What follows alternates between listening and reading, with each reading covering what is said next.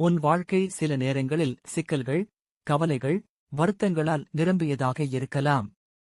ஆனால் எரேமியா 30:3 சொல்லுகிறது, இதோ, நாட்கள் வருமென்று கர்த்தர் சொல்லுகிறார், அப்பொழுது நான் இஸ்ரவேலும் யூதாவுமாகிய என் ஜனத்தினுடைய சிறையிருப்பைத் திருப்பி, நான் அவர்கள் பிதாக்களுக்கு கொடுத்த தேசத்துக்கு அவர்களை திரும்பி வரப் பண்ணுவேன், அதை அவர்கள் சுதந்தரித்துக் கொள்ளுவார்கள் என்று கர்த்தர் சொல்லுகிறார்.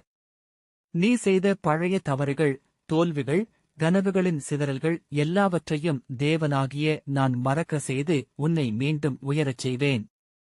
அது உனக்கு புதிய தொடக்கம், புதிய நம்பிக்கை, புதிய சந்தோஷத்தைத் தரும்.